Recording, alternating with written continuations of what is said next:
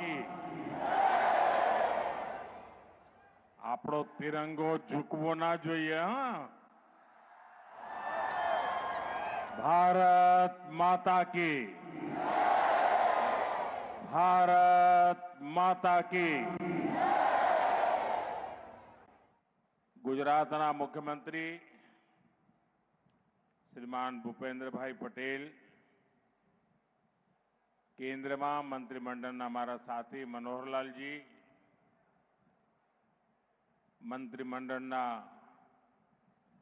अन्य सभी सौ सदस्यों, सांसद, विधायकगण,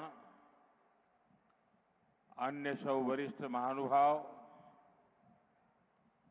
અને કચ્છના મારા વાલા ભાઈઓ અને બહેનો,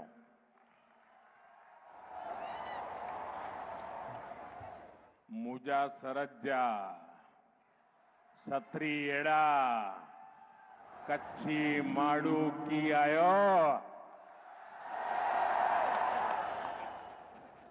આઉં કચ્છ જા સપૂત એડા क्रांति गुरु श्यामजी कृष्ण वर्मा के घणे घणे नमन करिया तो आई माड़े कच्छी भा भेणु के मुजा जजा जजा राम राम.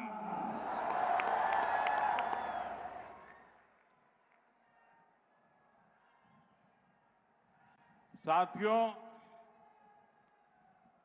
कच्छ की इस पावन धरा पर आशापुरा माता के आशीर्वाद हमारी सारी आशाएं पूरी करती हैं. आशापुरा माता ने हमेशा इस धरती पर अपनी कृपा रखी है. मैं आज कच्छ की धरती से मां आशापुरा को श्रद्धापूर्वक नमन करता हूं और सभी जनता जनार्दन को प्रणाम करता हूं. साथियों, मेरा और कच्छ का नाता बहुत पुराना है. आप लोगों का प्यार भी इतना है कि मैं अपने आप को कच्छ आने से कभी रोक नहीं पाता हूं.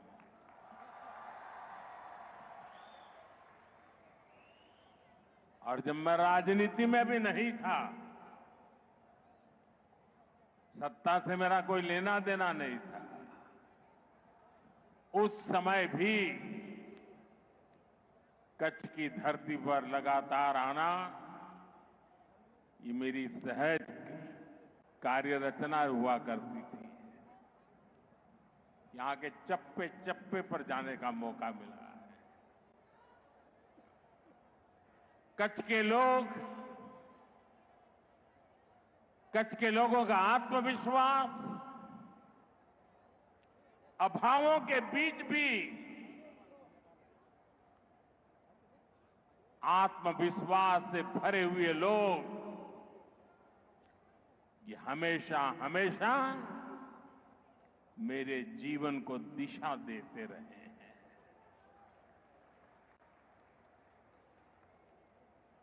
जो पुरानी पीढ़ी के लोग हैं वो जानते हैं, वर्तमान पीढ़ी को शायद पता नहीं है. आज तो यहां का जीवन बहुत आसान हो गया, लेकिन तब हालात कुछ और हुआ करते थे. और जब मुख्यमंत्री के रूप में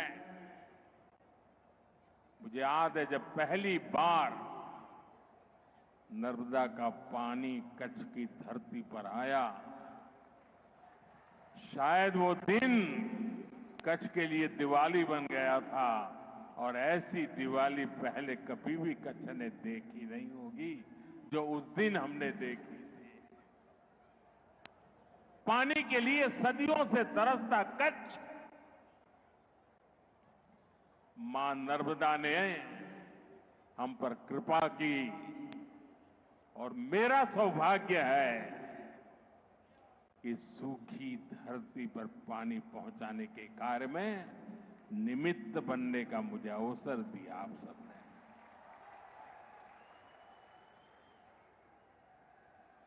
मैं जब मुख्यमंत्री था, लोग गिनते थे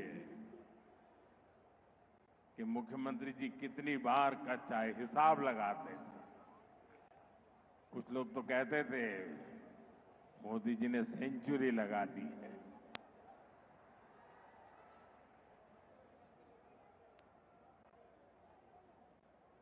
अनेक गांवों में जाना, मेरे कार्यकर्ताओं के घरों में जाना, लोगों को मिलना, मेरे कार्यालय में जाकर के बैठना, ये मेरे स्वाभाविक गतिविधि का हिस्सा था।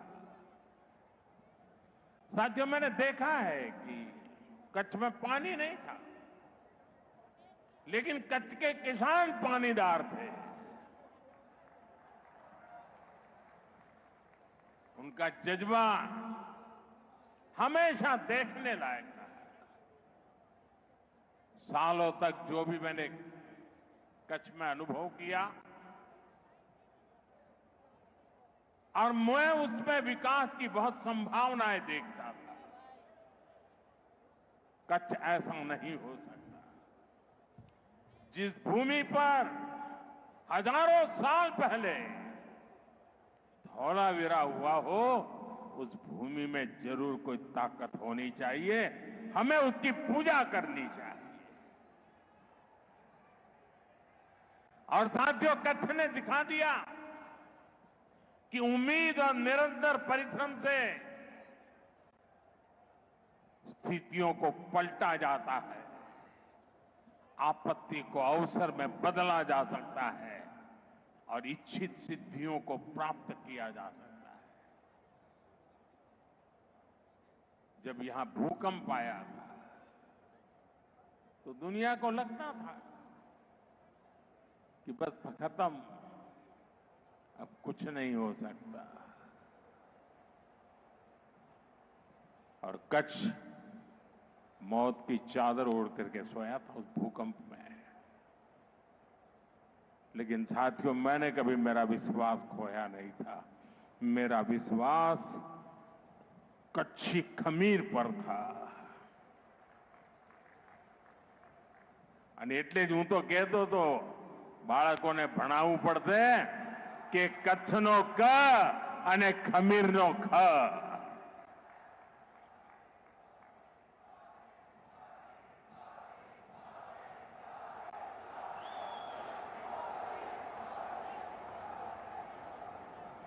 लेकिन मुझे विश्वास था कि कच्छ इस संकट को परास्त करेगा, भूकंप को भी कंपा करके मेरा कच्छी मारू खड़ा हो जाएगा। और आपने बिल्कुल वैसा ही किया। आज कच्छ व्यापार कारोबार का, टूरिज्म का एक बड़ा सेंटर है। आने वाले समय में कच्छ की ये भूमिका और बड़ी होने वाली है। इसलिए जब भी मैं कच्छ विकास को गति देने आता हूं, मुझे लगता है कि मैं और कुछ करूंगा, और नया करूंगा, और ज्यादा करूंगा। मन रुकने का नाम नहीं करता है। आज यहां विकास से जुड़े 50,000 करोड़ रुपए से अधिक के प्रोजेक्ट का शिलान्यास और लोकार्पण हुआ है। एक समय था पूरे गुजरात में 50,000 करोड़ की योजना सुनाई नहीं देती थी। आज एक जिले में 50,000 करोड़ रुपए का काम। साथियों, ये प्रोजेक्ट भारत को दुनिया की एक बहुत बड़ी और ब्लू इकोनॉमी बनाने, ग्रीन एनर्जी का सेंटर बनाने में भी मदद करेगी। मैं आप सभी को, मेरे प्यारे कच्छियों को, इन सभी विकास कार्यों के लिए बहुत बहुत बधाई देता हूं। एक बार तिरंगा फहरा करके जरा अपना आनंद भी जताइए, उत्साह भी जताइए।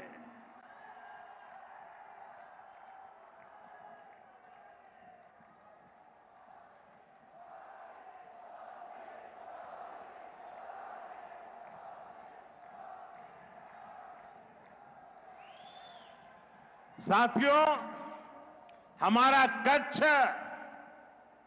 हरित ऊर्जा का दुनिया का सबसे बड़ा केंद्र बन रहा है। आप सुन रहे हो? क्या कहा मैंने? दुनिया का सबसे बड़ा। हो जाए एक बार।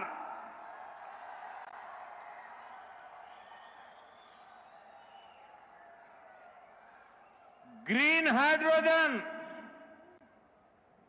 एक नए प्रकार का ईंधन है। आने वाले समय में कारें, बसें, स्ट्रीट लाइट ये ग्रीन हाइड्रोजन से चलने वाली है। कांडला देश के 3 ग्रीन हाइड्रोजन हब में से एक है। आज भी यहां ग्रीन हाइड्रोजन कारखाने का शिलान्यास हुआ है। इस कारखाने में जो टेक्नोलॉजी लगी है, आप गर्व करेंगे साथियों, वो भी मेड इन इंडिया है।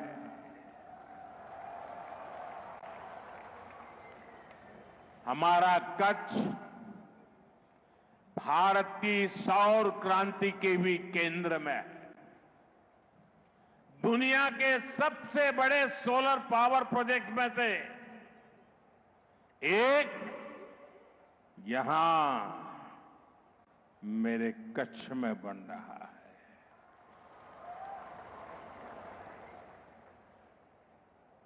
एक जमानो હતો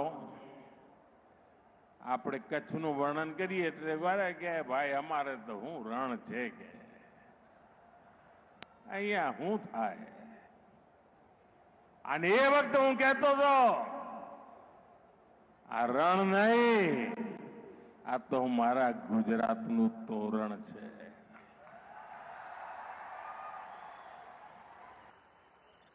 અને એ જ રણ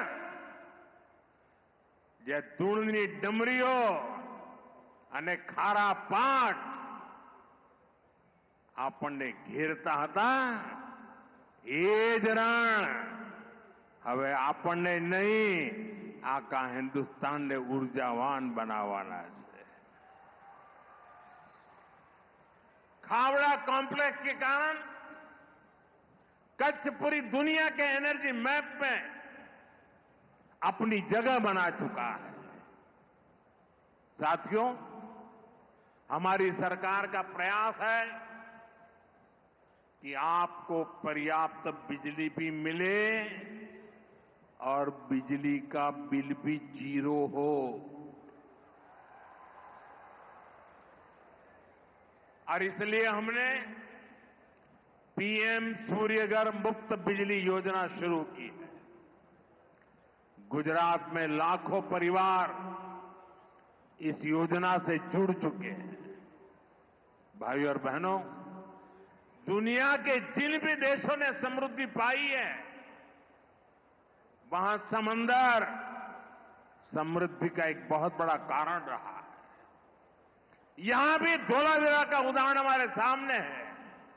लोथल जैसे प्राचीन पोर्ट सिटी यहां हुआ करते थे। ये भारत की प्राचीन सभ्यता की समृद्धि के केंद्र रहे हैं। हमारा पोर्ट लेड डेवलपमेंट का विजन इसी महान विरासत से प्रेरित है।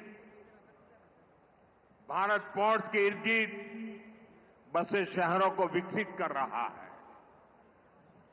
सी फूड से लेकर टूरिज्म और ट्रेड तक कोस्टल रीजन में देश एक नए इकोसिस्टम का निर्माण कर रहा है। देश पोर्ट्स के विस्तार और आधुनिकीकरण उस पर बहुत बड़ा निवेश कर रहा है और इसके परिणाम भी शानदार है। देश के कुछ बड़े पोर्ट्स ने पहली बार एक साल में record 15 crore tonne cargo handle किया है। इसमें हमारा कंडला का दीनदयाल पोर्ट भी शामिल है। देश के कुल समुद्री व्यापार कारोबार का लगभग 1/3 हिस्सा अकेले हमारे कच्छ के ही बंदरगाह से हैंडल होता है। इसलिए कांडला और मुंद्रा पोर्ट की कैपेसिटी को, उसकी कनेक्टिविटी को लगातार बढ़ाया जा रहा है। आज भी यहां शिपिंग से जुड़ी कई सुविधाओं का लोकार्पण किया गया है। यहां नई जेटी बनाई गई है। यहां ज्यादा से ज्यादा सामान स्टोर हो सके, इसके लिए कार्गो स्टोरेज सुविधा बनाई गई है। इस वर्ष बजट में हमने मैरीटाइम सेक्टर के लिए एक स्पेशल फंड की घोषणा की है। बजट में शिप बिल्डिंग पर भी जोर दिया गया है। हम अपनी जरूरत के लिए भी और दुनिया की जरूरत के लिए भी भारत में ही बड़े जहाज बनाएंगे। एक जमाना था, આપણું માંડવી તો એના જ માટે મશહૂર હતું। મોટા મોટા જહાજ આપણા લોકો બનાવતા હતા। આજે પણ એ શક્તિ માંડવીમાં જોવા મળે છે। હવે આપણે આધુનિક જહાજ લઈને દુનિયામાં જવા માંગીએ છીએ, એનું નિર્માણ કરીને એને એક્સપોર્ટ કરવા માંગીએ છીએ। અને એનાથી આપણા હજારો નવજવાનોને શિપ બિલ્ડિંગ, આપણે ત્યાં અલંગમાં શિપ બ્રેકિંગ યાર્ડ છે, આપણે હવે તાકાત લગાવી છે શિપ બિલ્ડિંગમાં। અને આ એવું ક્ષેત્ર છે કે જેમાં રોજગારના સૌથી વધારે અવસર છે। साथियों, हमारे कच्छ ने हमेशा अपनी विरासत का सम्मान किया है। अब ये विरासत भी कच्छ के विकास की प्रेरणा बन गई। बीते 2-2.5 दशक में भुज में टेक्सटाइल, फूड प्रोसेसिंग, सिरेमिक और नमक से जुड़े उद्योगों का बहुत विकास हुआ। कच्ची कढ़ाई, ब्लॉक प्रिंटिंग, बांधनी, कपड़े और चमड़े का काम, इनकी धूम हर तरफ दिखाई देती है। અને આપણું ભુજોડી કોઈ પણ કદાચ હથકરઘાનું, હસ્તકલાનું કાર્યક્રમ એવો ના હોય કે એમાં અમારું ભુજોડી ના હોય।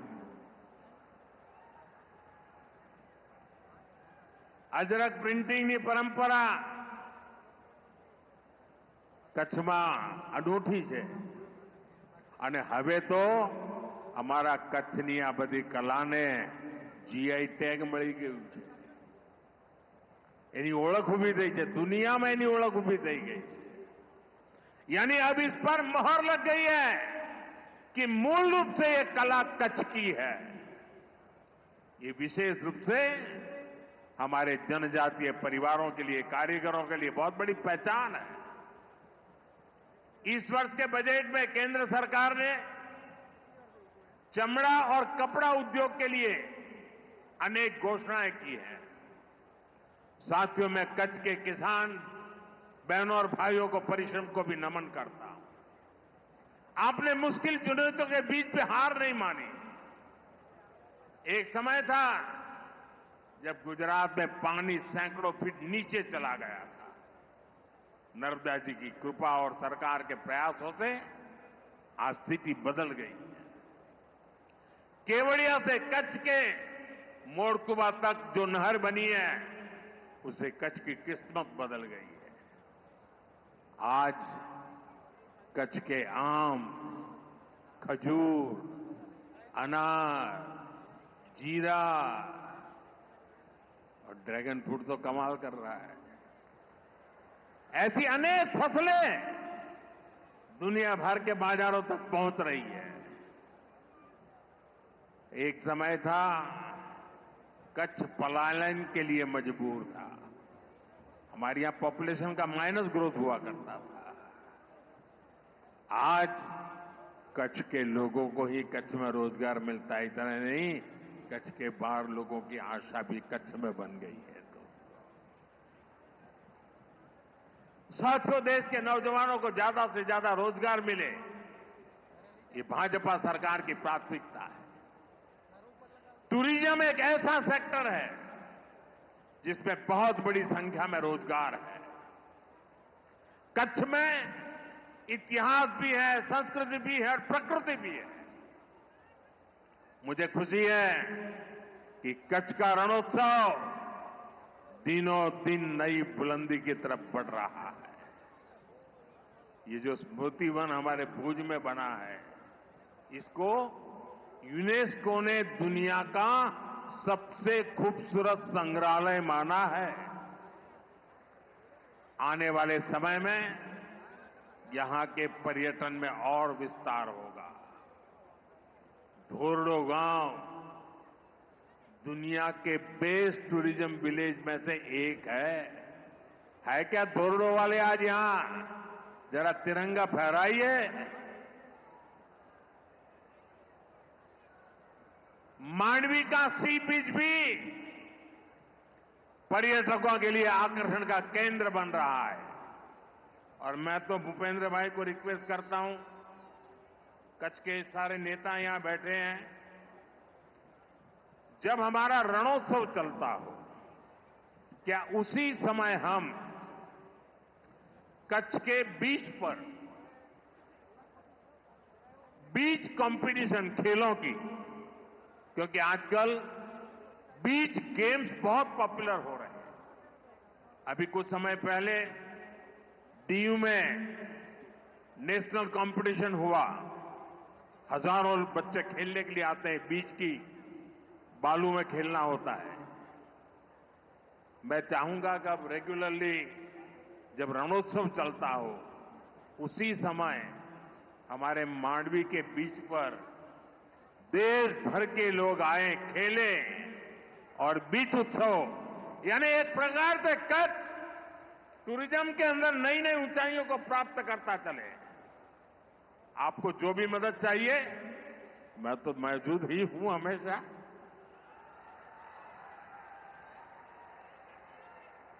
साथियों, अहमदाबाद ने भूजनी वच्चे नमो भारत રેપિડ રેલ આને પણ ટુરિઝમને મોટી તાકાત આપી છે। સાથીઓ, આજે 26 મે છે।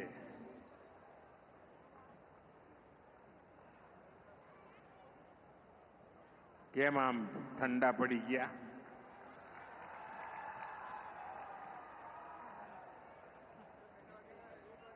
આપ સૌ ગુજરાતના ભાઈઓ બહેનોએ મને વાજતે ગાતે ગુજરાતમાંથી વિદાય આપીને દિલ્હી મોકલ્યો અને 2014 26 મે આજે જ અને લગભગ આ જ સમયે દેશમાં પહેલીવાર प्रधानमंत्री तरीके, प्रधान सेवक तरीके सौगंध लीधा आता है।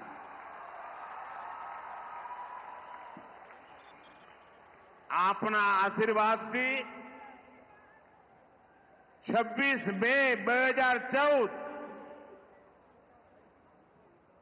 ગુજરાત સેવામાંથી આગળ વધીને રાષ્ટ્ર સેવામાં 11 વર્ષની યાત્રા અને વિધિના જોગાનુજોગ જુઓ, 26 मई प्रधानमंत्री पद ने 11 વર્ષ થાય અને જે દિવસે મેં સોગંદ વિધિ લીધી હતી ત્યારે દેશ દુનિયામાં ઇકોનોમીમાં 11 નંબર પર હતો અને આજે 11 વર્ષે 4 નંબર પર પહોંચી ગયો.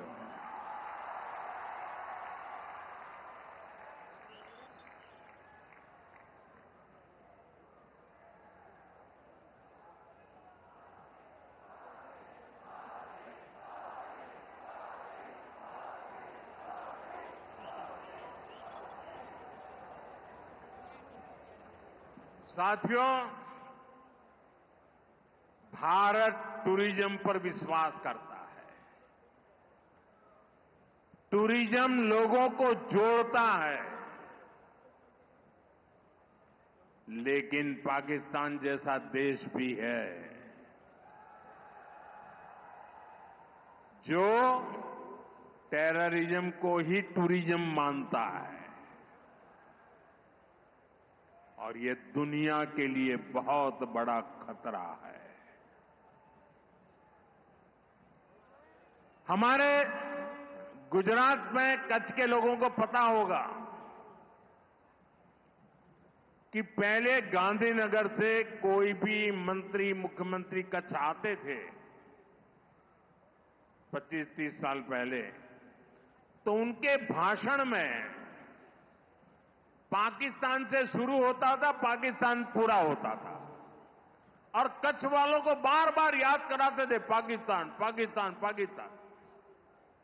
आपने देखा होगा 2001 में मैंने तय कर लिया कि मैं समय उसमें बर्बाद नहीं करूंगा.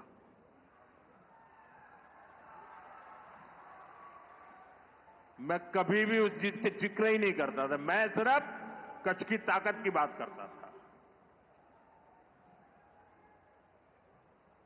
भुला दिया था मैंने.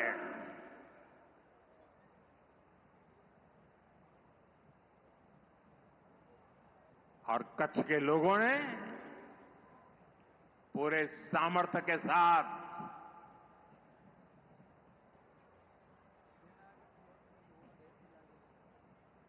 पाकिस्तान को भी ईर्ष्या हो जाए वैसा कच्छ बना दिया. दोस्तों, साथियों, हमारी नीति आतंकवाद के खिलाफ जीरो टॉलरेंस की है. ऑपरेशन सिंदूर ने इस नीति को और स्पष्ट कर दिया है. जो भी भारतीयों का खून बहाने की कोशिश करेगा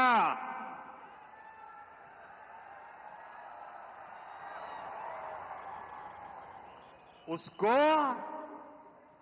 उसकी भाषा में ही जवाब दिया जाएगा.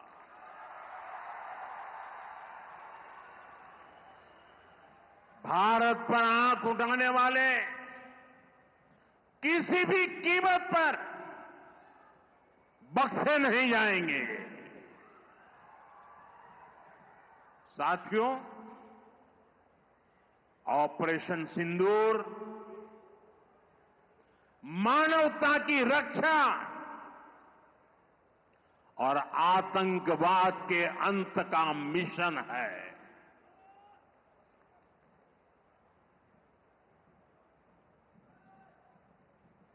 बाईस मई के बाद मैंने कभी छुपाया नहीं, सीना तानकर बिहार की जनसभा में मैंने घोषणा की थी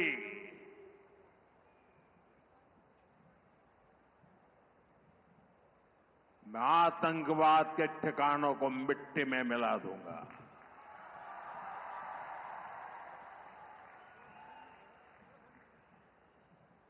पंद्रह दिन तक हमने इंतजार किया, फिर पाकिस्तान आतंकवाद के खिलाफ कोई कदम उठाएगा लेकिन शायद आतंकवाद ही उनकी रोजी रोटी है। जब उन्होंने कुछ नहीं किया तो फिर मैंने देश की सेना को खुली छूट दे दी। भारत के टारगेट पर आतंकवादियों के हेडक्वार्टर थे। सैकड़ों किलोमीटर अंदर जाकर के अगल बगल में किसी का भी नुकसान हुए बिना सीधी चोट करके आ गए। सटीक वार किया। ये दिखाता है कि हमारी सेना कितनी सक्षम और कितनी अनुशासित है। हमने दुनिया को दिखाया कि हम आतंकवाद के अड्डों को, उनके ठिकानों को यहां बैठे बैठे मिट्टी में मिला सकते हैं। साथियों, भारत की कार्रवाई से पाकिस्तान कैसे बौखला गया, ये भी हमने देखा है।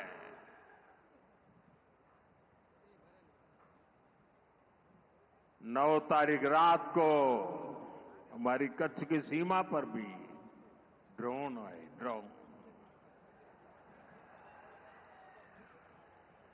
उनको लगता था कि मोदी गुजरात का है तो जरा गुजरात में कमाल कर हुए मालूम नहीं है।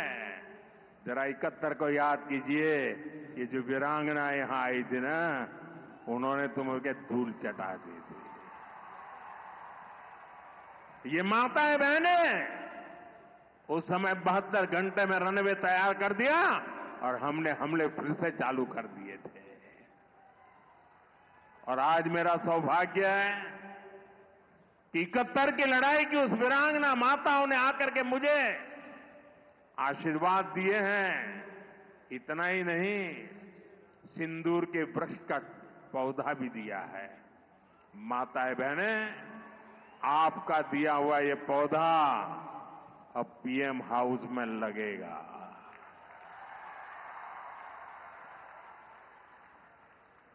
ये सिंदूर का पौधा है, ये वटवृक्ष बन करके रहेगा। साथियों, पाकिस्तान ने, हमने तो आतंकवादियों के ठिकानों पर हमला किया था। उन्होंने हमारे निर्दोष नागरिकों पर हमला करने की कोशिश की। और जब उनके ड्रोन दिखने लगे तो पलक झपकते ही एक के बाद एक, आपने देखा कैसे गिरते थे।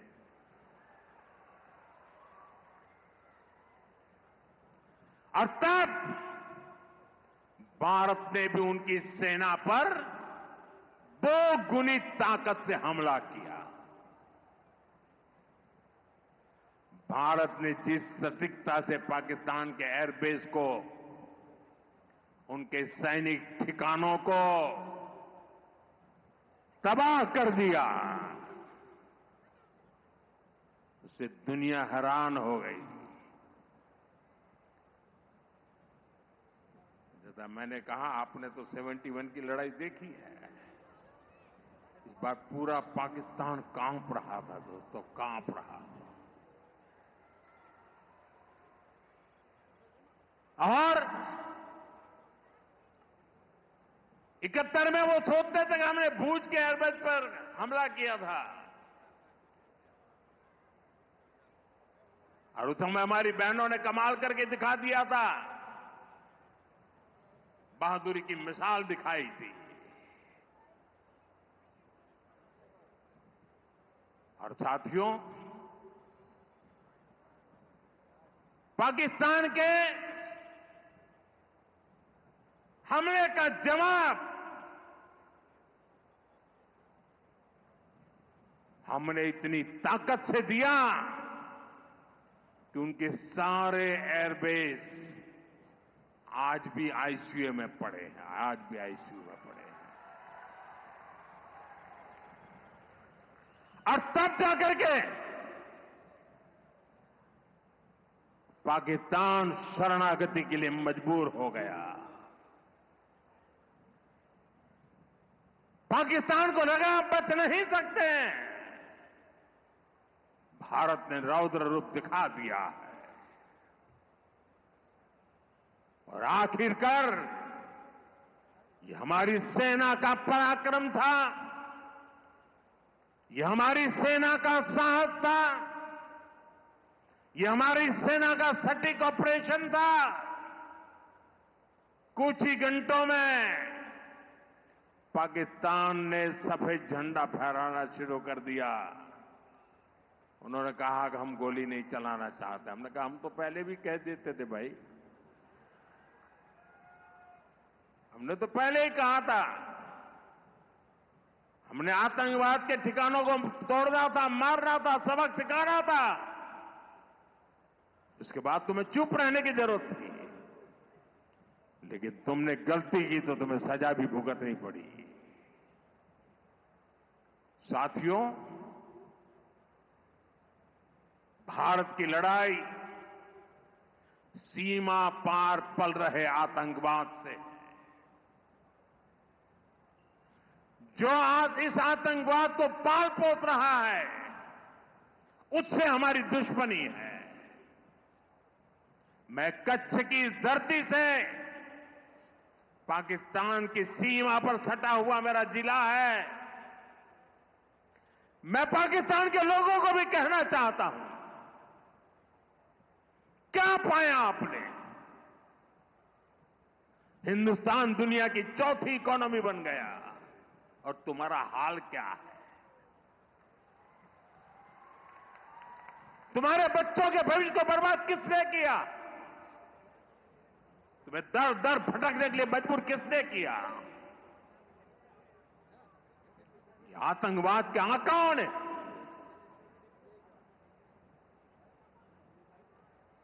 वहां की सेना का अपना एजेंडा। पाकिस्तान के नागरिकों, खास करके वहां के बच्चे, ये मोदी की बात कान खोल करके सुन लो। ये आपकी सरकार और आपकी सेना आतंकवाद को समर्थन दे रही है। आतंकवाद पाकिस्तान की सेना और सरकार के लिए पैसा कमाने का जरिया बन गया है। पाकिस्तान के युवकों को तय करना होगा, पाकिस्तान के बच्चों को तय करना होगा, क्या ये रास्ता उनके लिए ठीक है? क्या उनका भला हो रहा है? सत्ता के लिए जो एक खेल खेले जा रहे हैं, क्या उससे पाकिस्तान के बच्चों की जिंदगी बनेगी? मैं पाकिस्तान के बच्चों को कहना चाहता हूं, ये आपके हुक्मनारा, ये आपकी सेना आतंकवाद के साए में पल रही है।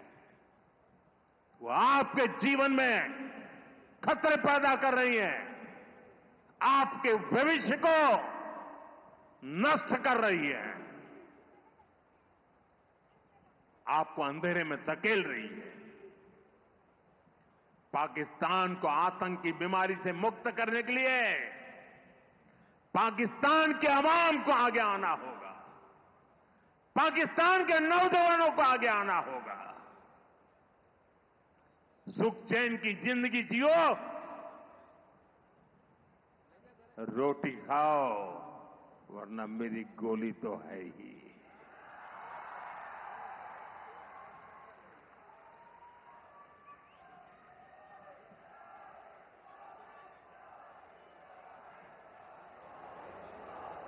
साथियों, भारत की दिशा एकदम स्पष्ट है। भारत ने विकास का पथ चुना है, शांति और समृद्धि का रास्ता चुना है। मुझे भरोसा है कि जैसे कच्छ की जो स्पिरिट है, वो भारत को विकसित बनाने के लिए भी प्रेरणा बनेगी। મારા કચ્છી ભાઈ બહેનો, હવે થોડા દાડા પછી આપણો અષાઢી બીજ આવશે. આપણું કચ્છી નવું વર્ષ અહીં આવ્યો છું. પહેલા તો અહીં અષાઢી બીજે આવવાનો મોકો લેતો હતો, પણ હવે આવવાનો નથી. તો આજે આપણા અષાઢી બીજના નવ વર્ષની શુભેચ્છાઓ મારા કચ્છી ભાઈઓ બહેનો દેતો જાઓ. કચ્છના મારા વાલા ભાઈ બહેનો, આપનો પ્રેમ, આપના આશીર્વાદ અને આજે જે રોડ શો કર્યો આપે આટલી ગરમીમાં, એરપોર્ટ ત્યાં સુધી માનવ મહેરામણ ઉમટ્યું હતું. કચ્છને મારા 100 સલામ દોસ્તો, 100 સલામ. એક વાર ફરી આપ સૌને અનેકવિધ વિકાસ કાર્યોની ખૂબ ખૂબ શુભકામનાઓ આપું છું. મારી સાથે જોર પૂરી તાકાતથી બોલીએ અને તિરંગા ઝંડાને બરાબર ઊંચા કરીને કરીએ.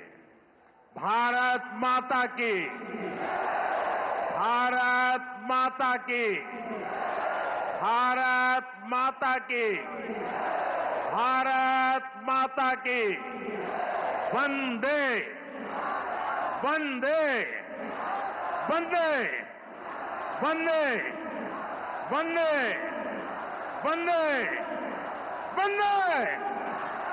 बहुत बहुत धन्यवाद. धन्यवाद माननीय प्रधानमंत्री जी, आपके प्रेरणादायी